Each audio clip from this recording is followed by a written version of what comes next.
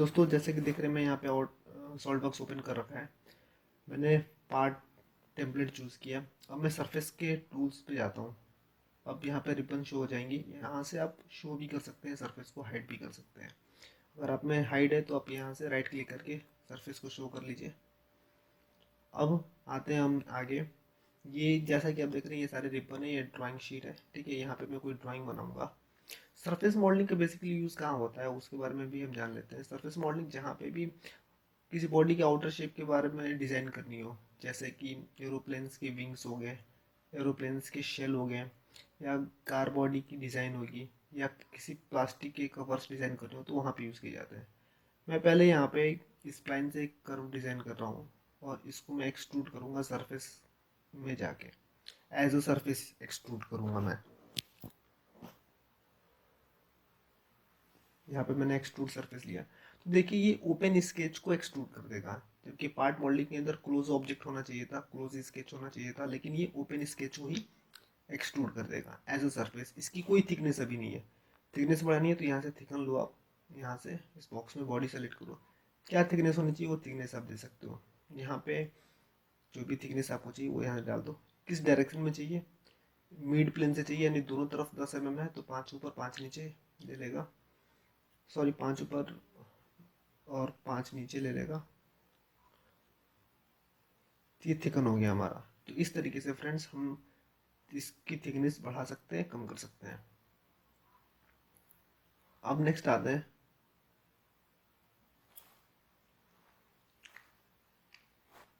अब मैं रिवॉल्व बताने वाला हूँ। रिवॉल्व किस तरीके से यूज़ करते हैं, वो भी ओपन स्केच होता है। सरफेस मॉडलिंग में हम हमेशा ओपन स्केच ही क्रिएट करते हैं, क्लोज स्केच नहीं करना है आपको।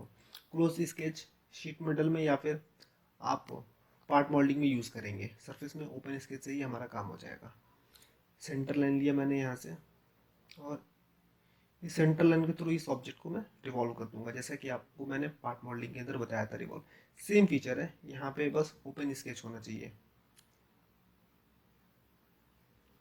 ये रिवॉल्व लिया तो देखो इस तरीके से पॉट जैसा एक ऑब्जेक्ट हमारा क्रिएट हो जाएगा। ठीक है, ये अंदर से पूरी बॉडी शेल है, हॉलो है पूरी, और इसकी भी कोई थिकनेस नहीं है। थिकनेस देना है आप बाद में इसकी थिकन कमांड के थ्रू थिकनेस दे सकते हो। यहाँ से थिकनेस दे दिया हमने, ये इस तरीके से थिकन हो जाएगा। अब आगे आते हैं दोस्तों, इसको मैंने अनडू किया। सरफेस मॉडलिंग में अब ध्यान दीजिए कि ये जितने भी हम सरफेस डिजाइन करते हैं, ठीक है, उनके कर्व्स स्मूथ होने चाहिए। अब मैं यहाँ पे आपको स्वीप कमांड बता रहा हूँ। जैसा कि आप देख रहे हैं यहाँ पे मैंने एक सर्कल ड्रॉ किया है। फिर इसके बाद से मैं एक पाथ ड्रॉ करूँगा, पाथ जिसके रेफरेंस में यह ऑब्जेक्ट सर्कल जो है स्वीप होगा। स्वीप आपको पता ही होगा कि किस तरीके से पार्ट मॉडलिंग के अंदर हम यूज़ करते थे। सेम फीचर है, बस इसमें हॉलो बॉडी क्रिएट होगी। देखिए इस तरीके से ये हॉलो है, अंदर से ये पूरी पाइप जो है अंदर से हॉलो है, मतलब इसकी अभी कोई थिकनेस नहीं है। थिकन लिया हमने, थिकन कमांड के थ्रू इसकी थिकनेस हम बढ़ा सकते हैं, जो भी थिकनेस आपको देनी है इस तरीके से।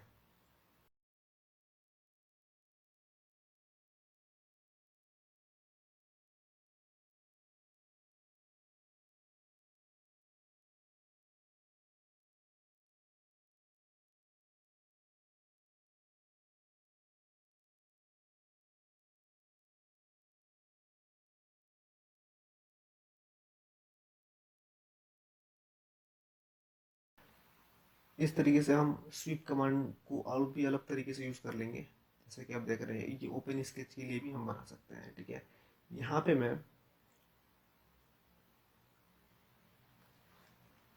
यहाँ पे मैं फॉलो अलोंग पाथ कर दूंगा इसकी सेटिंग्स में जाके।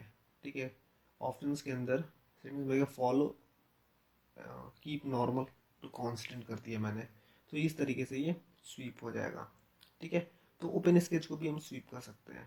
अगला कमांड है हमारा लॉफ्ट। लॉफ्ट में जैसे कि आपको पता है, अलग अलग प्लेन पर अलग अलग स्केच को 3D में कनेक्ट करता है। तो ये ओपन ऑब्जेक्ट को कनेक्ट करेगा, जबकि पार्ट वाले लॉफ्ट के अंदर सॉलिड ऑब्जेक्ट में कनेक्ट करता था। अब मैं यहाँ पे एक अलग प्लेन लूंगा, अलग डिस्टेंस पे। पहले मैं यहाँ पे कुछ बना लिया, फिर यहाँ से इसके रेफरेंस पे एक नया प्लेन लिया मैंने। प्लेन लेने के बाद से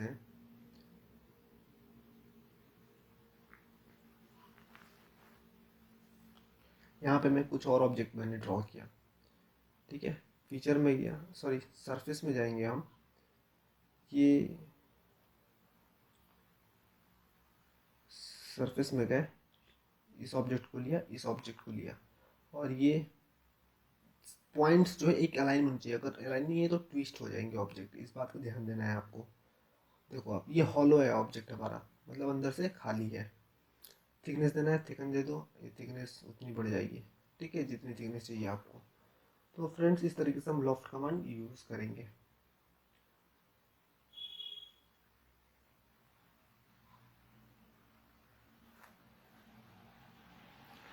यहाँ पे मैं एक ओपन ऑब्जेक्ट क्रिएट किया। ठीक है, और यहाँ पे भी मैं अब ओपन ऑब्जेक्ट क्रिएट करूँगा, इसको डिलीट करके। अब ओपन टू ओपन ऑब्जेक्ट को मैं लॉफ्ट कराऊंगा, तो भी ये लॉफ्ट कर लेगा। वो कॉल क्लोज ऑब्जेक्ट था, अब ये ओपन ऑब्जेक्ट है।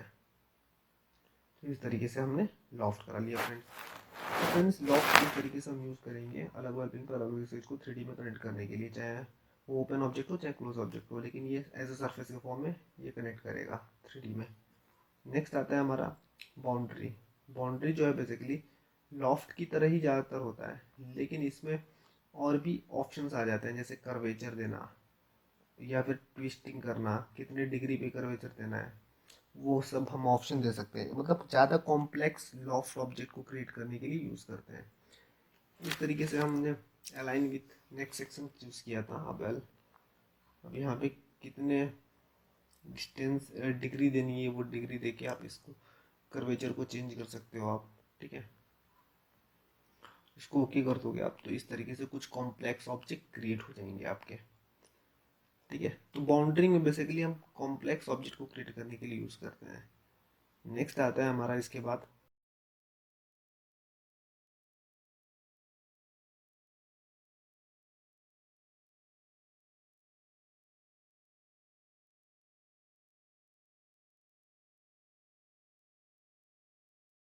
अब दोस्तों, मैं आपको फील्ड सर्फेस बता रहा हूँ, उसके लिए मैंने ये लॉफ्ट किया है।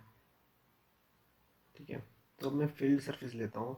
फील्ड सर्फेस में क्या होता है कि यहाँ से हमने लिया इस एच को, इस एच को, इस एच को, इस एच को। ठीक है, तो इस तरीके से फील्ड हम कर देंगे तो सरफेस हमारा अंदर से ब्लॉक हो जाएगा एजेस के बेसिस पे। तो इस तरीके से हम फील्ड कमांड यूज़ करते हैं। किसी क्लोज एंटायर ऑब्जेक्ट को सरफेस को फॉर्म में फिल करना है, मतलब उसको कवर्ड करना है, तो उसके लिए हम फील्ड सरफेस यूज़ करेंगे। नेक्स्ट आता है फ्री फॉर्म हमारा। फ्री फॉर्म बेसिकली सरफेस को इरेगुलर शेप में कन्वर्ट करने के लिए यूज़ करते हैं फ्री फॉर्म।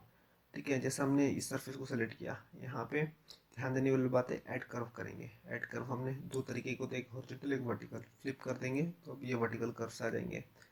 अब जहाँ जहाँ दोनों पे इंटरसेक्शन है वहाँ पे तो पॉइंट नहीं लगाना, जहाँ पे इंटरसेक्शन है वहाँ पे पॉइंट मार्क कर देंगे, यानी उन पॉइंट्स को पिक करके इसको ड्रैग करेंगे, तो ये हमारा इरेगुलर शेप में कन्वर्ट हो जाएगा।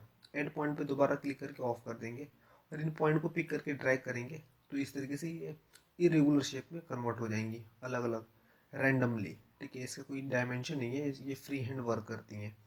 तो फ्रेंड्स, इस तरीके से हम फ्री फॉर्म को वर्क करेंगे।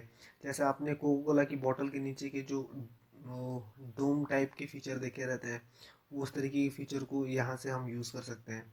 या कोई ऐसा इरेगुलर शेप हो जो जिसकी सरफेस पे वेवीनेस हो, तो उसके लिए हम यूज़ कर सकते हैं फ्री फॉर्म। आगे आते हैं हम प्लेनर सरफेस।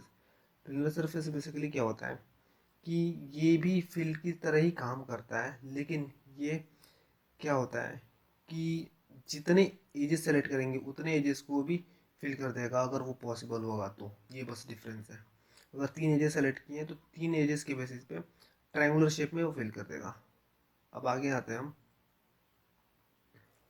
प्लेनर सरफेस में। जैसे क्लोज एंटर ऑब्जेक्ट बनाया तो इसको भी इस तरीके से फिल कर देगा। ठीक है, क्लोज स्केच को फिल प्लेनर सरफेस के बेसिस पे हम उसको एज ए सरफेस कन्वर्ट कर सकते हैं। ऑफसेट लिया, ऑफसेट सरफेस में यहाँ से किसी ऑफसेट, तो आप समझ ही रहे होंगे कि सिमिलर ऑब्जेक्ट को किसी पर्टिकुलर डिस्टेंस पर ऑफसेट करने के लिए यूज़ करते हैं। आगे आते हैं हम, अगला कमांड जो है हमारा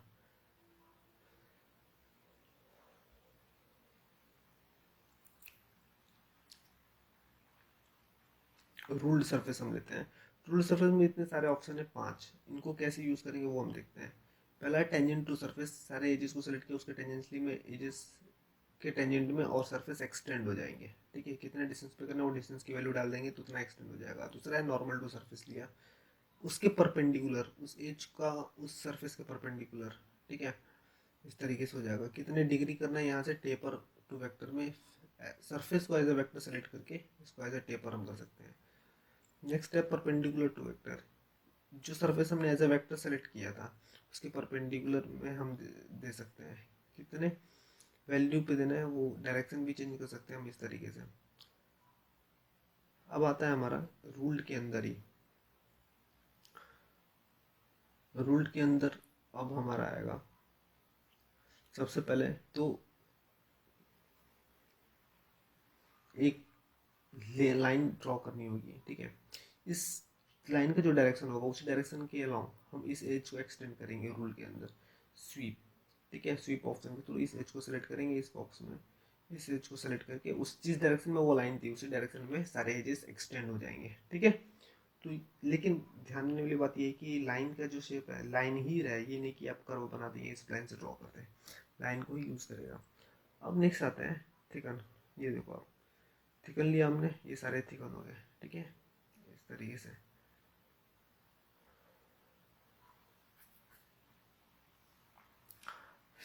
फिलेट, फिलेट आता है, जो पुराना वाला फिलेट होता है वही सेम फिलेट है। इसके बारे में आपको लास्ट में बताऊंगा और डिटेल में। अभी मैं आता हूँ अगले कमांड के ऊपर। जैसे हमने इसको थिकन कर दिया, ठीक है, थिकन करने के बाद से इसके फेस को डिलीट करूँगा। ठीक है, डिलीट बट ऑप्शन पे क्लिक करके ओके कर दूंगा तो इस पूरे फेस को डिलीट करके पूरे ऑब्जेक्ट को as a cell object create कर देगा बिना थिकनेस के। ठीक है, इस तरीके से हम किसी बॉडी के सरफेस को डिलीट करके पूरे ऑब्जेक्ट को शेल कर सकते हैं। अब आते हैं हम रिप्लेस फेस पे। रिप्लेस फेस में क्या होता है कि अलग एक ऑब्जेक्ट के फेस को दूसरे ऑब्जेक्ट के फेस के साथ इम्प्रिंट करने के लिए हम यूज़ करें। एक स्प्लाइन से एक ऑब्जेक्ट को एक्सट्रूड किया, उसके बाद से इसके नीचे मैं एक और ऑब्जेक्ट क्रिएट करता हूँ जो कि जिसका फेस स्ट्रेट होगा, इसको मैंने एक्सट्रूड कर दिया। ठीक है,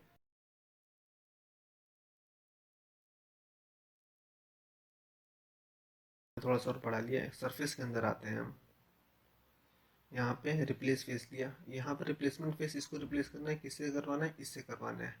ठीक है, ओके कर देंगे तो जहाँ तक वो सरफेस था वहाँ तक एक्सटेंड कर जाएगा और जिस शेप में था उस शेप में एक्सटेंड होकर लग जाएगा वहाँ पे। तो फ्रेंड्स इस तरीके से हम, और इसको हाइड कर देंगे तो जैसा उस स्प्लाइन वाले ऑब्जेक्ट का सरफेस था वैसे ही इसका आउटर सरफेस यानी टॉप फेस हो जाएगा कन्वर्ट। ठीक है, नेक्स्ट आता है हमारा एक्सटेंड सरफेस। वो किस तरीके से वर्क करता है वो देखते हैं हम। ठीक है, एक्सटेंड सरफेस हम नाम से ही समझ पा रहे हो, हम किसी सरफेस के साइड एजेस को एक्सटेंड करने के लिए यूज़ करते हैं। ठीक है, यहाँ पे इस तरीके से एरो को पिक कर सकते हैं, डिस्टेंस से एक वैल्यू डाल सकते हैं। ठीक है, तो इस तरीके से हमारा वर्क कर जाएगा एक्सटेंड सरफेस।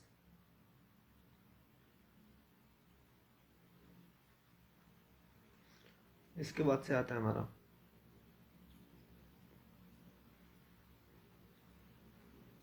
पॉइंट। हमने मार्क कर दिया, इसको एक्सटेंड सरफेस लिया, इस एज को पिक किया, उस पॉइंट पे टिक करूंगा, उस पॉइंट तक हमारा एक्सटेंड हो जाएगा। ठीक है, अप टू पॉइंट तक इस तरीके से। सरफेस एक्सटेंड करने के बहुत सारे तरीके हैं, आप रूल्ड के ऑप्शन में जाके भी आप सरफेस एक्सटेंड कर सकते थे, और भी बहुत सारे तरीके हैं सरफेस एक्सटेंड करने के लिए। मैंने एक लाइन ड्रॉ किया, इस लाइन से ऐसे सरफेस मैंने एक्सट्रूड कर दिया, इस एज को उस आगे वाले सरफेस तक एक्सटेंड कर सकते हैं। इस एज को पिक करेंगे, इस बॉक्स में उस सामने वाले एज को सेलेक्ट करेंगे तो वहाँ तक ये एक्सटेंड हो जाएगा। तो एक्सटेंड करने के ये 3 तरीके थे। नेक्स्ट आता है ट्रिम सरफेस। ट्रिम सरफेस में बेसिकली क्या होता है कि सरफेस के कुछ पर्टिकुलर एरिया को डिलीट करने के लिए यूज़ करते हैं। तो सबसे पहले उस एरिया के लिए एक स्केच ड्रॉ करना होगा, जब भी तो हम कर पाएंगे उसको ट्रिम। तो जैसे कि आप देख रहे हैं मैं यहाँ पे इस प्लान से एक एप्पल का सिंबल बना रहा हूँ। हालांकि मैं एप्पल आईफोन वाले की कॉपी कर रहा हूँ, लेकिन वैसे मैं बनाया तो नहीं हूँ, लेकिन फिर भी कॉपी करके आपको दिखा रहा हूँ। तो यहाँ पे मैंने एक एप्पल का सिंबल बनाया, थोड़ा सा अपनी कारीगरी भी मैं आपको दिखा दे रहा हूँ यहाँ पे, हालांकि उतनी बढ़िया नहीं है, लेकिन इस तरीके से मैंने एक एप्पल का सिंबल बनाया है। अब इतने ही एरिया को इस सरफेस पे कट करेगा ये ट्रिम सरफेस। ट्रिम सरफेस में जाऊँगा मैं, कमांड लूँगा, यहाँ पे ऑप्शन है keep selection, remove selection. Keep selection जिस एरिया को पिक करूँगा और उसको रखेगा, रिमूव सिलेक्शन जिस एरिया को पिक करूँगा उसको डिलीट कर देगा। ठीक है, तो कैसे करेंगे हम यहाँ पे? एक्चुअली क्या है कि स्केचेस में कुछ प्रॉब्लम हो रही होगी, इसमें से ऐसा दिक्कत आ रही है। इसको दोबारा चेक करते हैं हम। ये देखिए, ये क्रॉस टॉक कर रहा है, तो इसको हमें सही करना है। इस तरीके से हमने सही कर दिया। ठीक है, बाकी एजेस सही हैं। इसके बाद से मैं दोबारा ट्रिम सरफेस लेता हूँ। मैं ट्रिम सरफेस लिया, रिमूव सिलेक्शन पर टिक करता हूँ, अंदर वाले एरिया को पिक किया मैंने, तो उसको रिमूव कर देगा ये। ठीक है, तो उतना एरिया ही कट हो जाएगा जितना मैंने स्केच बनाया था। तो ट्रिम सरफेस में बेसिकली इस तरीके से किसी एरिया को, पर्टिकुलर एरिया को ट्रिम करने के लिए यूज़ करते हैं। ठीक है,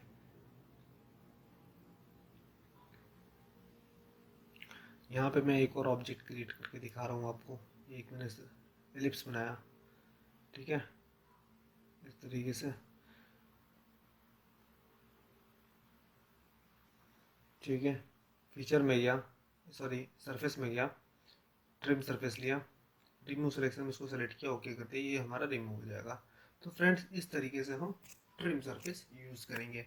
इसके बाद आता है अनट्रिम सरफेस। अनट्रिम, जो हमने सरफेस डिलीट कर दिया उसको वापस कैसे लाएंगे, उसे इस पर पिक करेंगे। ठीक है, और कितना लाना है वो उतना परसेंटेज वैल्यू डाल के उतना वापस ला लेंगे। ठीक है, इसको भी सिलेक्ट किया।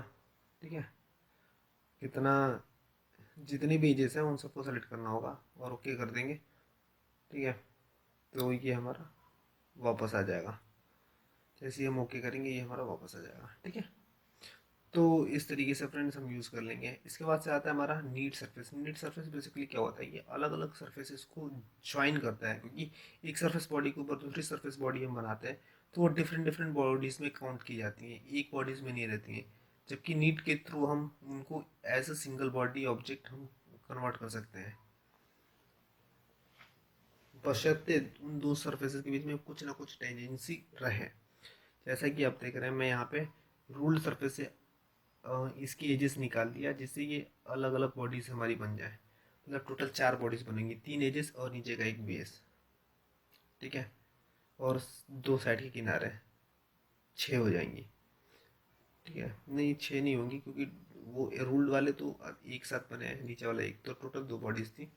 देखिए, जब मैंने इसको थिकन किया तो केवल नीचे का ही बेस थिकन हुआ, साइड वाले एजेस थिकन नहीं हुए, क्योंकि ये दोनों अलग अलग हैं। ठीक है, अगर मैं साइड वाले एजेस को करूँगा तो नीचे वाला बेस थिकन नहीं होगा। तो क्योंकि ये सरफेस बॉडी में जितने भी एज के ऊपर दूसरा एज बनाते हैं, एक सरफेस के ऊपर दूसरा सरफेस बनाते हैं, तो अलग अलग बॉडीज में काउंट की जाती है। तो इनको एक साथ थिकन करना है, मतलब मर्ज करना है दोनों को। तो यहाँ पे हम ये देखिए, दो अलग अलग सरफेसेस है ना। ठीक है, तो दो अलग अलग सरफेसेस को ज्वाइन करना है, तो नीट लिया, दोनों को मैंने सेलेक्ट किया। ठीक है, ओके कर दिया यहाँ पे। अब कंबाइन हो गया। अब हम थिकन करके देखिए, यहाँ पे सरफेस बॉडी एक आ गया। ठीक है, मैं थिकन लूँगा तो ये सारे के सारे एजेस और बेस एक साथ थिकन होंगे। ओके किया मैंने, ये देखो सब थिकन हो गया एक साथ।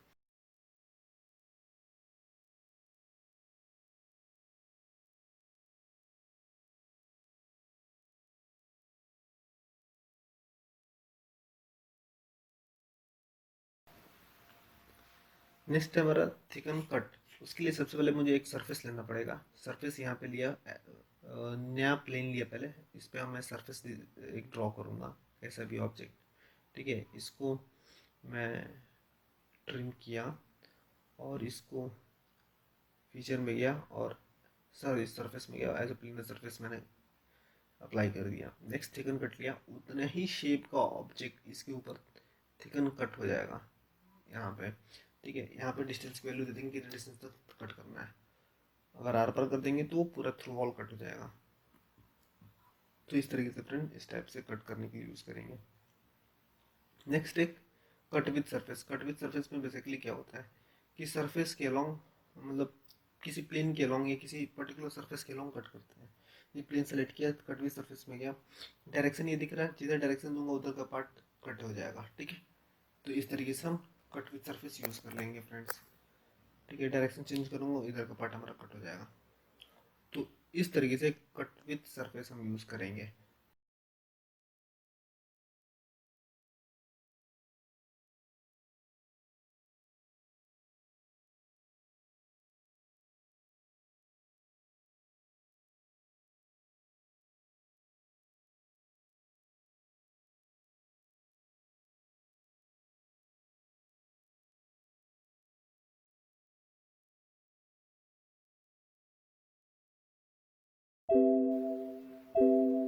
अब जैसा कि आप देख रहे हैं, मैं अब अगला कमांड बता रहा हूँ आपको, रेडिएट सरफेस। रेडिएट सरफेस में क्या होता है कि इस तरीके से पहले मैंने एक ऑब्जेक्ट ड्रॉ किया, अब मैं रेडिएट सरफेस लूँगा, यहाँ से प्लेन सेलेक्ट किया।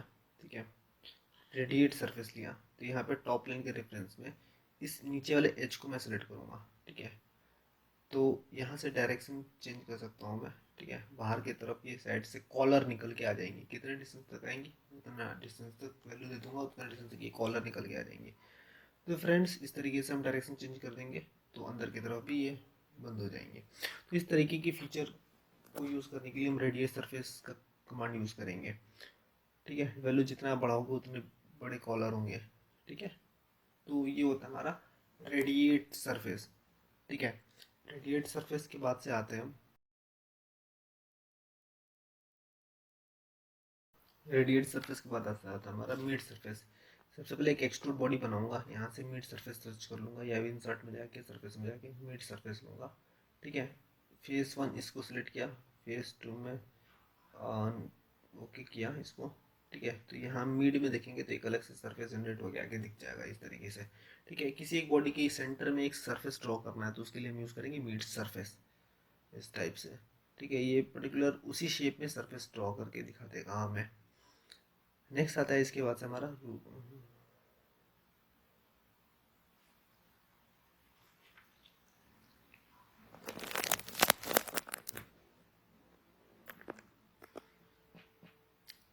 फिलेट। मैं आपको डिटेल में बताना चाह रहा हूँ, जैसा कि आप देख रहे हैं फिलेट इस तरीके से मैंने यूज़ किया। यहाँ पे देखिए ये साइड से निकल गए। ठीक है, तो इन ये अलग अलग बॉडीज़ हैं, इसलिए ये फिलेट एक साथ नहीं किया है। तो मैंने बताया था नीट, नीट के लिए हम नीट यूज़ करके इन सबको ज्वाइन कर दूंगा, फिर मैं फिलेट यूज़ करूँगा। यहाँ पे भी करके देखते हैं, यहाँ पे नहीं ले रहा है क्योंकि अलग अलग बॉडीज़ हैं, तो हम यूज़ करेंगे नीट कमांड और सबको ज्वाइन कर देंगे, फिर मैं फिलेट यूज़ करूँगा, तो एक साथ सारे के सारे फिलेट हो जाएंगे हमारे। ठीक है, कोई एक्स्ट्रा एजेस नहीं निकला रहेगा, ये देखिए। ठीक है, तो इस तरीके से हम फिलेट यूज़ कर लेंगे। सारे एक साथ हो रहे हैं, इतना रेडी से लो उतना रेडी से लो, सारे स्मूथ हो गए। ठीक है, तो नीट कराना पड़ेगा आपको जब भी आप फिलेट यूज़ कर पाओगे। सारे चारों तरफ से सील हो गए। ठीक है, इसमें कहीं से कोई गैप नहीं मिलेगा आपको, ना ही कोई एजेस एक्सटेंड हुआ पड़ा मिलेगा। तो दोस्तों इस तरीके से हम सरफेस मॉडलिंग में सारे टूल्स यूज़ करेंगे। होप आपको ये वीडियो समझ में आ गई हो और आपके जो डाउट्स हैं वो क्लियर हो गए हो। कोई भी इसमें से जो भी आपको कमांड के डाउट होंगे, तो फ्रेंड्स अगर कोई क्वेरी रहती हो तो आप कमेंट बॉक्स में आप लिख सकते हैं अपनी क्वेरीज को। और मैं अगर आप मेरे चैनल पर नए हैं तो प्लीज़ सब्सक्राइब करना ना भूलें। और thank you for watching my video friends. जय हिंद, वंदे मातरम।